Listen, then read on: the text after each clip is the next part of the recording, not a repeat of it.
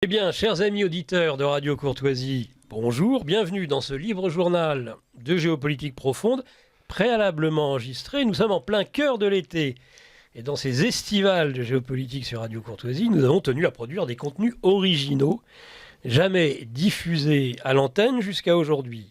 Parisiens, Parisiennes, les JO vous éreintent. Nous n'allions pas en plus déserter les ondes. Aussi, nous vous offrons cette respiration de l'esprit du samedi matin à 9 h. Merci à Lara Stam qui m'assistera aujourd'hui, co-réalisatrice de cette émission. Bonjour Lara. Bonjour Nicolas, bonjour chers auditeurs. Je remercie Jocelyn pour la réalisation technique de ce libre journal. Je voudrais bien, chers auditeurs, poser questions, observations, remarques exclusivement par courriel électronique. Nous ne manquerons pas de vous répondre avec notre invité du jour. Pour mener à bien notre entretien, j'aurai la chance de bénéficier une fois encore du concours expert et bienveillant de Laurent Arthur Duplessis, journaliste, géopolitologue, patron d'émission du Libre Journal de la Crise sur Radio Courtoisie. Bonjour Laurent. Bonjour Nicolas. Une émission aujourd'hui au seul format du Grand Angle. Vous pouvez me retrouver par ailleurs et durant tout l'été, du lundi au vendredi, en direct à 13 h sur GPTV pour notre revue de presse quotidienne, en compagnie de Raphaël Beslu, le directeur de la rédaction du magazine de géopolitique profonde. Peut-être avant la présentation et les échanges avec notre invité, je me tourne à ma gauche et à ma droite pour les deux personnes avec qui je suis dans le studio, faire quelques commentaires, puisque nous enregistrons un dimanche. Demain, c'est la convention américaine au Milwaukee pour les Républicains. Voilà. Et puis, il y avait hier, ou cette nuit, dirons-nous, pour la France. En fin d'après-midi pour les États-Unis. Un meeting en Pennsylvanie.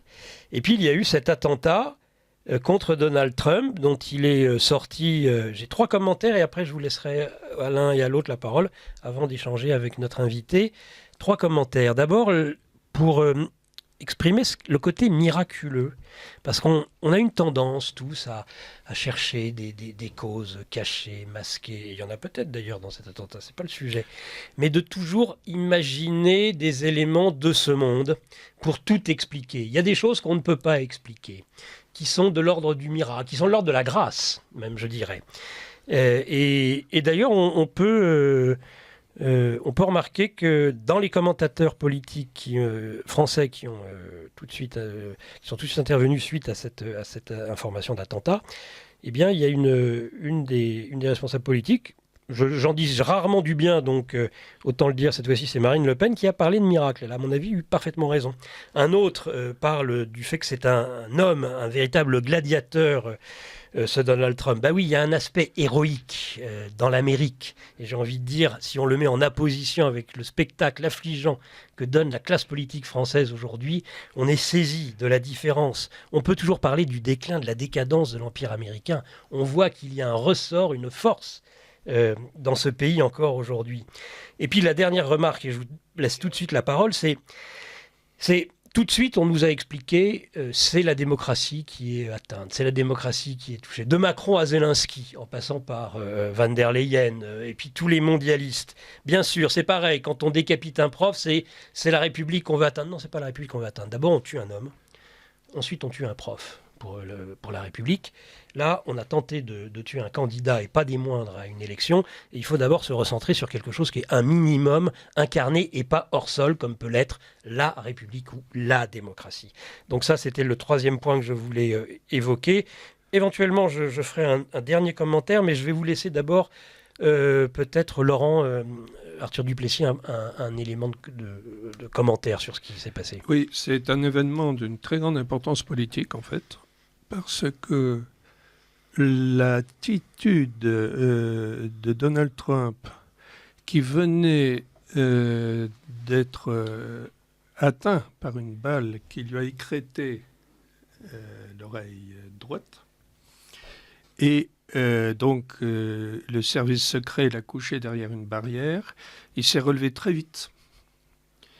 Et alors que les hommes du service de sécurité voulaient l'emmener tout de suite en dehors du champ de tir, pourrait-on dire. De la ligne de mire, comme dit ligne de Biden, mire. comme avait dit Biden quelques jours avant. Oui. Eh bien, lui, Trump, alors que le sang dégoulinait sur son visage, parce que ça saigne beaucoup, une blessure à l'oreille, hein, il brandissait le poing en disant « fight », ce qui veut dire battez-vous ». Il a dit « fight », je crois, 3 fois. Après, il brandissait le poing.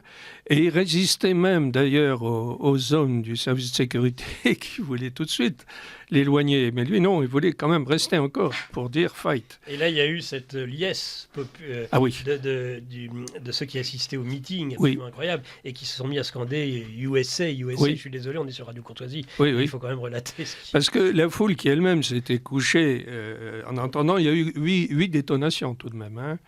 8 détonations. Le tireur qui voulait tuer Trump, on a... C'est 3 ou 5, c'est ça? On ne sait pas encore très bien. Le service de sécurité, je crois, c'est une détonation, c'est celle du tireur d'élite qui était sur le toit, le tireur d'élite des services secrets, des services d'enseignement et des services de sécurité, et qui a abattu, on le voit d'ailleurs, hein, il y a une image, on le voit, l'homme, le tireur d'élite du service de sécurité, qui a abattu sur l'autre toit l'assassin, enfin et d'un seul tir. Hein. Mais l'assassin a tiré plusieurs balles et probablement 7, en fait. Alors, comme vous dites, c'est miraculeux, parce que cette balle qui arrive là sur le sommet de l'oreille et qui écrète ce sommet de l'oreille, elle est à un demi-centimètre de la boîte crânienne. Et comme vous dites, c'est miraculeux, parce qu'il fallait de très peu que ça atteigne la boîte crânienne. Il faut préciser qu'il y a eu un mort, je crois, 2 blessés graves dans la foule. Le mort, c'est une balle dans la tête. Hein. Oui. Alors, effectivement, la foule se couche en entendant ces détonations, puis en voyant l'ex-président couché par son service de sécurité, etc. Mais lui, il se relève, et ça, c'est prodigieux, parce qu'il se relève, il tend le poing, il dit « fight ». La foule se relève et, mue par un enthousiasme incroyable, entonne à la suite de Trump des rengaines victorieuses.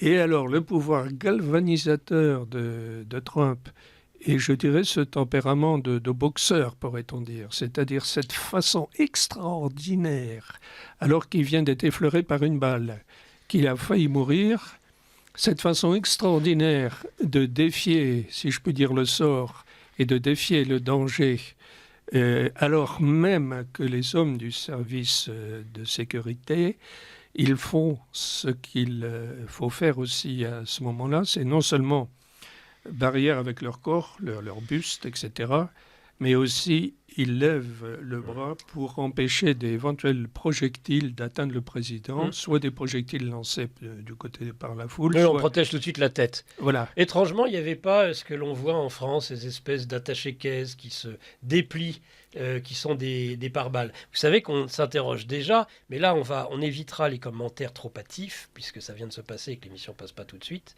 Donc on peut faire un descriptif immédiat, et notre ressenti, mais pas au-delà.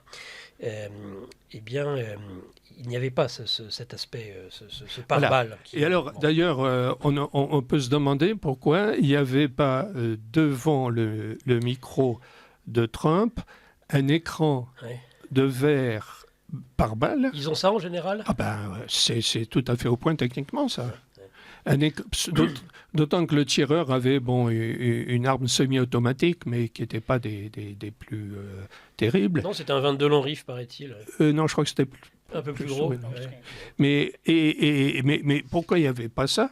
Et puis alors, je vais vous dire, LCI, que je surnomme LCU, oui. avait tout de même un schéma très intéressant cette nuit. Parce que, figurez-vous que tout ça se passe dans un endroit très rural. Ce sont des installations agricoles. Vous avez des hangars. Et ce n'est pas du tout un endroit urbain. C'est un endroit très dégagé. Or, le périmètre de sécurité, ça a été déjà dénoncé très vite, ça. Le périmètre de sécurité n'englobait pas ce hangar qui était à 150 mètres de Trump et sur lequel était juché le tireur. Et pourquoi ? Alors que c'était un milieu rural et qu'il était si facile de dilater le périmètre de sécurité jusqu'à ce hangar et de l'englober, ce hangar. Et ça n'a pas été fait. On se demande bien pourquoi. Alors on parle d'incompétence. Bon, parlons d'incompétence, mais ils ne sont pas incompétents, le service de sécurité américain. Et d'autre part, le tireur qui voulait abattre Trump a été repéré par des gens du public qui l'ont vu effectuer des reptations sur le toit pour prendre position et qui ont appelé les services de police locaux pour les prévenir qu'il y avait un type sur le toit. Et les policiers ont dit oui, mais on a reçu un certain nombre d'appels, etc. Et donc on a pris acte et on voulait examiner la chose. Bon, c'est quand même très bizarre. Et donc il y a là une suite de choses étranges qu'on peut attribuer à l'incompétence et à la négligence, mais sans être d'un complotisme délirant, qu'on peut peut-être soupçonner tout de même de procéder de l'intention de provoquer la mort de Trump. En tout cas, que celui qui ait été abattu 20 ans, O'Connor, je ne sais quel nom, qui restera dans l'histoire, comme quelqu'un qui a commis un attentat raté, ils sont nombreux, parce que loin s'en faut, ils ne périssent pas tous. Pas plus tard qu'il y a quelques semaines, Fico, des balles à bout portant dans le ventre, le Premier ministre de Slovaquie, eh bien, il a pu survivre. Et puis, il y a Jean-Paul II, il y a Ronald Reagan, il y en a beaucoup d'autres. Il faut rappeler qu'il y a eu 4 présidents américains assassinés, mais vraiment assassinés, et pas simplement ayant fait l'objet de tentatives, mais morts sous les balles. Il n'y a pas que Jeff Fitzgerald. En 2 siècles d'une courte histoire américaine, ça fait beaucoup, 4 en 2 siècles, hein. Alerte Info. Géopolitique profonde prend sa place dans le paysage médiatique français. Bonsoir à tous, vous êtes sur Géopolitique profonde, la chaîne qui est là pour remplacer les médias subventionnés. On investit maintenant la rue et on veut vous entendre. Le gouvernement de M. Macron nous a obligés et nous a enfermés chez nous. Mais on a besoin de votre soutien. Alors cliquez sur le bouton j'aime pour nous soutenir.